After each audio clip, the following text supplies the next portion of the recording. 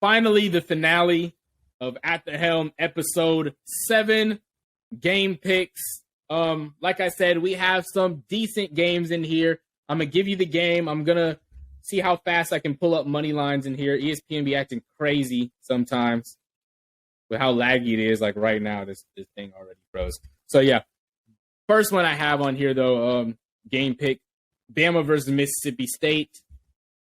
Pretty sure it's being played in Alabama, if I remember right. Yes, Alabama. Yeah, it's in Alabama. Will Rogers versus Bryce Young. That's, I think, what the competition's really going to be. What are you seeing? I'm seeing 49-21 game. Alabama defense comes in. They add a lot of pressure to Will Rogers, and we're not no knack on Will Rogers, but he's just not an athlete coming out the pocket as others. But he's still a good quarterback. I think he has NFL potential, but it's just those surrounding him won't be able to carry the load. Once the ball gets put in their hands, they won't be able to create plays. Cause I feel like Alabama defense is going to travel this game, and they're going to learn how to tackle this game. And I expect a few fumbles. I agree. Will Rogers, great quarterback. He has 2,300 yards, which I think is like most or second most in college football. I'm pretty sure it's number one. 23 touchdowns, which is also insane. Their offense is completely rolling, but Alabama does not lose twice in a row. I couldn't tell you the last time that's happened. Jesus. I really don't know if that's happened in the Saban era, which is crazy. Probably has, but earlier. Like yeah, it would have to be probably like his first or second year. But yeah, I'm gonna give that one to Bama. Bama is favored by 21. I think I don't know if they'll cover that. I think it will be by 14. But I do think in terms of like how it looks, I think Bama is going to dominate that game. I don't think it's ever going to be in question whether or not Bama's winning. Just due to how they come out, they're going to play hard. They're going to play angry, especially that defense because they just got cooked. Next game I have on here, Syracuse and Clemson. I already told you what I think about these all. Clemson by 21. Yes, But you want to sit here and tell me that all these ACC... If it was Michigan State, I'd say Michigan by 40. And what would you say? Exactly. Okay. Come on now. I give you that. Clemson's going to beat them pretty badly. DJ Uiagalelei is a lot better than... I can't even remember the name of the quarterback for Syracuse. Like you said, they're mostly a running team, and they do have solid defense. So I can see Clemson struggling maybe first quarter, maybe first half, but that second half, I see Clemson running away with it. Being played. Can we get a hand clap for DJ? Let's get a hand clap for DJ, because I would say him ignoring all the media noise and all the fans, the Clemson fans trash him, saying, "Oh, we need to start the back, we need to start this, we need to start that." DJ has shown improvements each and every game. He literally willed them out of the Wake Forest game. He showed he can be elite and guide your team to a close-knit victory against NC State. And he showed I can be dominant from the first half and so far against Florida State. So it's like DJ, yeah, he started off slow against, wasn't it Georgia Tech? Yeah. He started slow against Georgia Tech, but ever since then, he's like a top 8 quarterback in college football, and now all the naysayers are gone. I'll give you that. Me and my dad came on this podcast exactly on my second episode. Absolutely, had a time trashing on DJ Uiagalelei, and since then he's improved every single game. I'll give him that.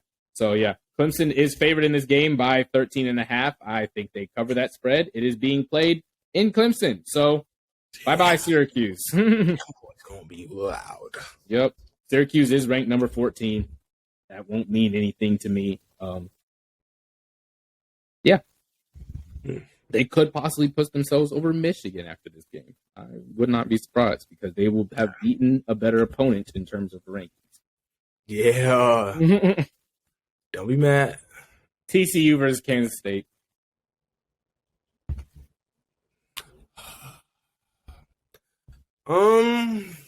Told you what I think. Kansas State only because Nighttime game, I 8 think because Deuce Vaughn, Adrian Martinez, like their running capabilities is a threat. Like I haven't seen a quarterback since who was it? Since a little minute. Like Adrian Martinez, he's strong and he runs like a 4.5. So it's like once he hits the hole, he's gone. Like no one's catching him. And then with Deuce Vaughn is like fast, shifty, but he can also run it in between the tackles, even though he's little. I don't know how he does it. He's better than me. I'll give him that. Like it's just like me handing the ball to Justin and say, Justin, go find the hole. It's crazy. It's crazy. But I'm not. It's just Kansas State physicality. At the end of the day, I think will triumph over TCU's flashiness. I'm gonna take TCU, and I'm gonna go the exact opposite. I don't think Kansas State does have a better defense, but I don't think their defense is enough to slow down TCU. Max Duggan is easily a better quarterback than Adrian or is it Max Duggan? Yes, Max. Mm-hmm. Yeah, Max Duggan. Easily a better quarterback than Adrian Martinez. If it comes down to a quarterback battle, which most of the Big 12 games do, they come down to offense. I'm going to have to go with TCU just because overall their offense will be able to score more efficiently and faster. There are going to be times where I think TCU gets KSU. That sounds weird to say when I'm not talking about Kennesaw State. But there's going to be times that TCU gets Kansas State off the field when they need to score. So I'm going to take TCU in that one. TCU is favored by only 3.5, so that's like really only a home field advantage, honestly. And it is at TCU. So the over-under, 54, over. Easy. I don't know why they keep putting these low numbers on Big 12 games. But next one, Texas versus Oklahoma State. Texas, Quinn Ewers those for 300 and 4 tutties. I agree. Not much to say about that one. Texas over Oklahoma State. I've said multiple times, I don't think Oklahoma State is quite real. Texas might be in a conversation of a top 10 team if they didn't lose Quinn Ewers against Alabama. So they'll be undefeated.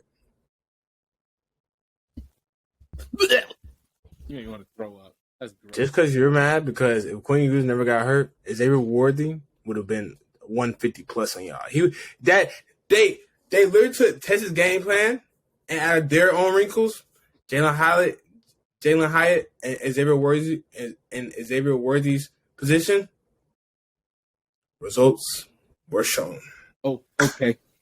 But I will take Texas. I do think they are a good team. They are building up. I would love to see them in the SEC first, but Sarkisian is building something over there. He knows what he's doing with that team. So I give them credit. I think they play Quinn Ewers is going to like I said, most Big 12 games come down to quarterback versus quarterback because it's all offense. And Quinn Ewers, in my opinion, is a lot better than Spencer Sanders. So next one. Oh, I forgot to say what's the over-under? What's the spread? What's the spread? It's being played in Oklahoma State. I don't care. Yeah, I don't either. It doesn't mean anything. That means nothing to me. Being played at Oklahoma State, 6.5, Texas. I think they covered. That's one touchdown. I know, but yeah, they covered.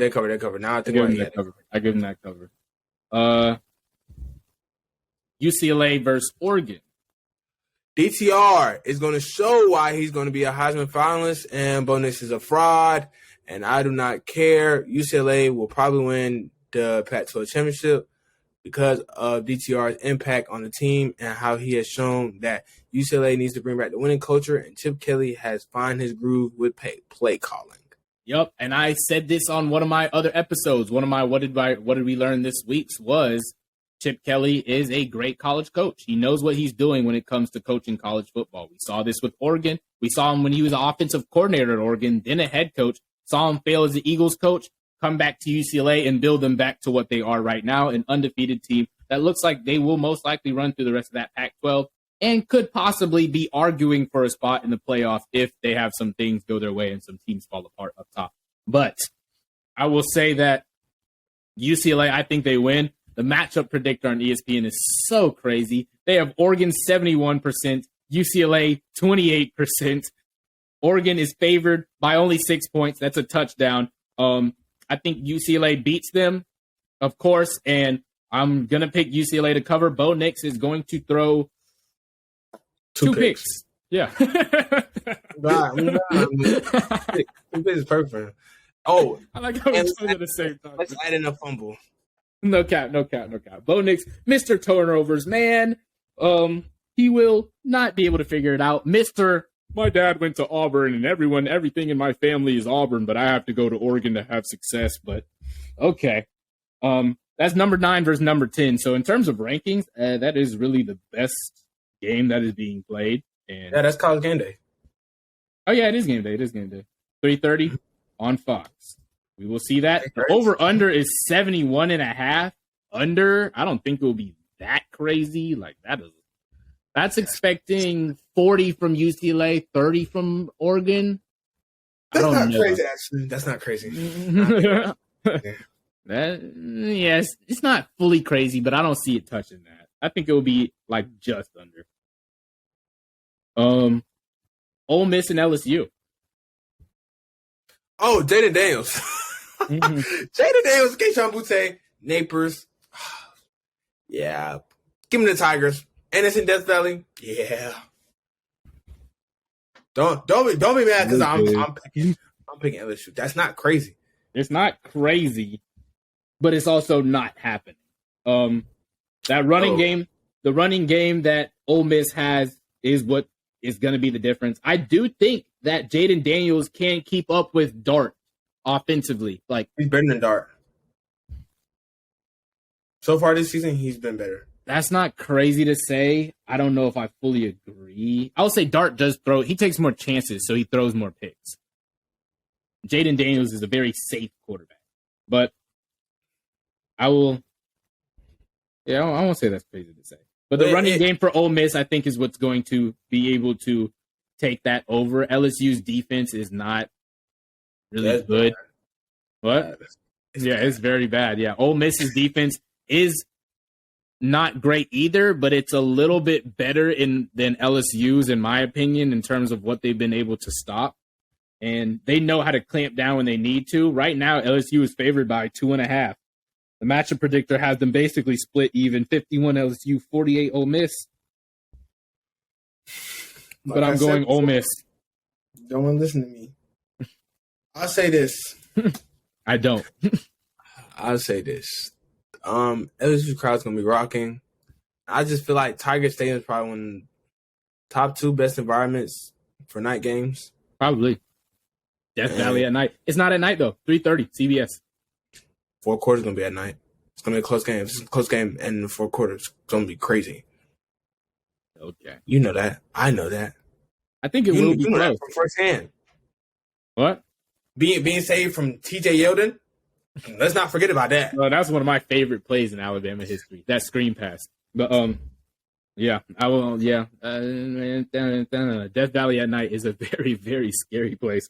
But I'm still gonna take Ole Miss. Offense just clicks a little bit more to me, and like I said, I think Ole Miss defense is gonna get more stops than LSU's. Even though they're ranked around the same, I think when we looked at it, they're like both in like the 10 to 20 range. But I have to ask this: so if LSU never lost to Florida State, you think LSU would be ranked? Yeah, probably. Yeah, I was thinking about. I was like, would they be number 7 like Ole Miss? No.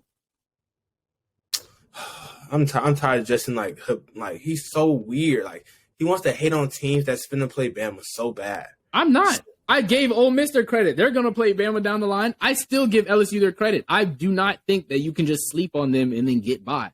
But I don't think that I think LSU is not as good as Ole Miss, honestly. Like I don't see it. Yeah, nah. They got beat down by Tennessee. Really bad. Oh, no. I literally knew that they were going to beat opening kickoff. They fumbled it. I remember that. He dropped it, and I was like, I looked at my dad. I was like, this game's done. That's right. And then I remember. I think Tennessee got a pick or a fumble, or they 4 turnover on downs. First play, Jalen Hyatt, 50 yards. Yep. I'm talking about it right in stride. Touchdown, hand the ball to Rev. Come back, another turnover on downs. Like, how many times am I gonna go for it? Another one, deep pass. Brew McCoy, like what? Running in. Like, no. Game was over. Yeah. Not looking good for them. Even Small, their running back, that was probably one of his best games. 127 yards, 2 touchdowns in that game. Yeah, LSU's defense is so mid, bro. Like I can't sit here and think that Ole Miss is just gonna like not run through it. Okay. Bruce McCoy had 7 catches for 140 that game. Hyatt had 2 touchdowns. Bro was going crazy. So yeah. That's it for the games that I had on here. I don't know if you want to add a game that you wanted to pick. I didn't put anything. Add a game? Ooh. Oh, okay. Let me go look. Since you wanted to talk about Minnesota, I guess you can say that. Oh, no. We're not going to talk about Minnesota. You tried to say Minnesota or Penn State, which is crazy to me as well. Bro, like, stop being weird. Hey, man. You're so weird. You're like, you hate. Why do you hate on my picks? I watch the games. Why do you hate on my picks? You don't think I watch them? I do. I literally text you during the games. I'm like, yo, you saw that? I'm like, what? Nah, the games this week are mid. Like, yeah. Other than the games I just named, the rest of them are not good. Yeah. Yeah, the time period, this time period throughout college football is weird. Like, you'll see big teams on buys, and the best time period for me is rivalry week because I don't know who's gonna win. Yeah, rivalry week, and then I'll say like the stretch we just went through, like the last, like from week 3 until what is this, like week 7, like that's usually where a lot of crazy stuff. That's where you start. Yeah, that's why I say like. That's what I say. Like, if you don't watch college football, like this is where college football is made. Mm-hmm. Before anyone's bye week, pass and backwards, and I say like week 9 to rivalry week, like where we see who can win their divisions. Yeah, exactly. Because those first 2 weeks, I always call it Cupcake Week and then Cupcake Week Part 2 because these teams are scared, so they schedule probably an FCS school so they can get their money. Here he goes. They do. Like, how many upsets did we see in week 2 of FCS schools beating FBS schools? That's because they all schedule them in week 2 so they can get a chill week. Like every year it happens. App State, Georgia Southern, and Marshall won in the same week too. Like, they were playing a lot of FBS schools, bro. Like what? It doesn't matter. At the end of the day, like. First 2 weeks are cupcake weeks. I'll say that. Like they're cupcake weeks, bro. There's very few teams that go out the gate and schedule a hard team because they don't want to have that problem of their season being over after week 1. So it's crazy. But yeah, that's it that I have. Yeah, that's all I got. Other than weeks, I was so disappointed. Yep. So yeah. All right. Until next time, deuce. You guys. No cap. Go Dogs. Like I said, I'll probably see you guys for the Tennessee week to break it down. Oh yeah, for sure.